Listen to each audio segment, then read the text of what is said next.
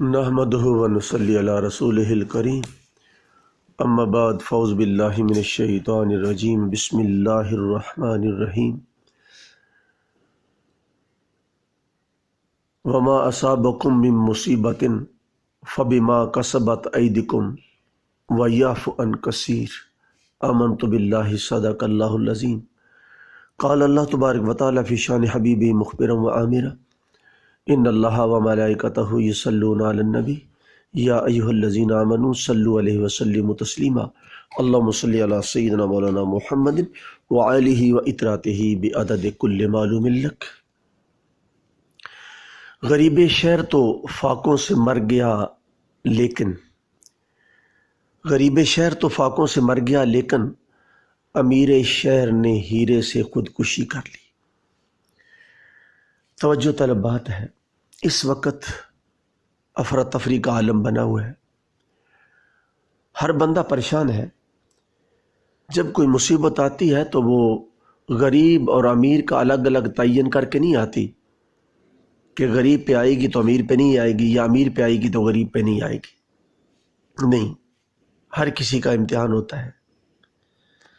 رب کائنات نے فرمایا وما اصابکم من مصیبت فبما کسبت ایدکم ویعفو عن کثیر، فرمایا اور جو مصیبت تمہیں آتی ہے تمہارے اپنے ہاتھوں کے کیے کی وجہ سے، یعنی تمہارے گناہوں کی وجہ سے آتی ہے، اور فرمایا بہت سارے تو میں معاف ہی کر دیتا ہوں۔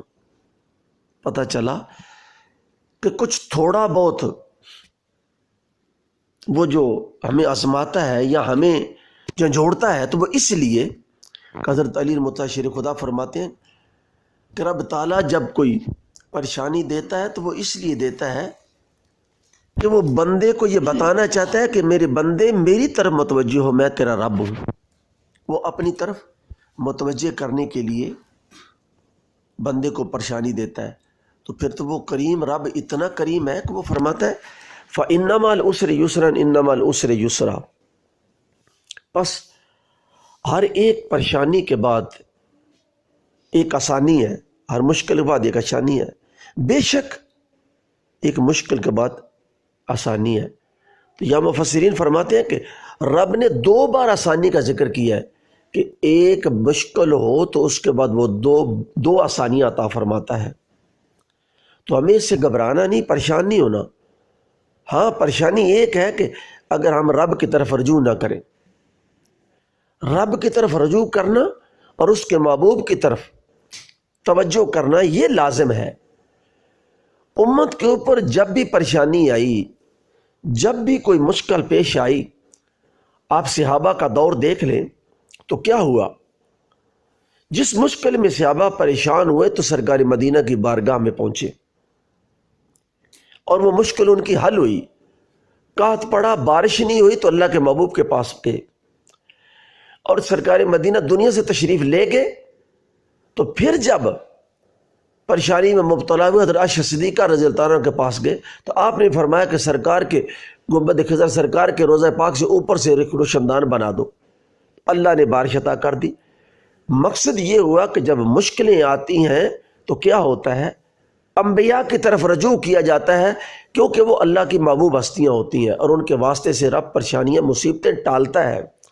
اس وقت ہمیں سرکار مدینہ کی طرف رجوع کرنا ہے، آپ کی بارگاہ کے اندر عرض کرنی ہے کہ یا رسول اللہ، یا حبیب اللہ، ہم اس وقت مصیبت میں گھرے ہیں، ہم آپ کے غلام ہیں، ہم گناہگار ہیں، سیاہکار ہیں، آقا ہیں، ہم آپ کے ہیں۔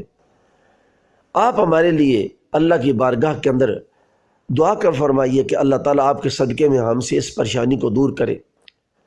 لیکن بجائے اس کے کہ لوگ کسی اور ہی نگر کی طرف چل رہے ہیں، اور ہی ڈگر کی طرف چل رہے ہیں، یہ غلط راستہ ہے جس طرف ہم چل رہے ہیں کہ اللہ کے گھروں کو بند کرنے کی طرف، اللہ کے گھروں کے اندر لوگوں کو دور کرنے کی طرف۔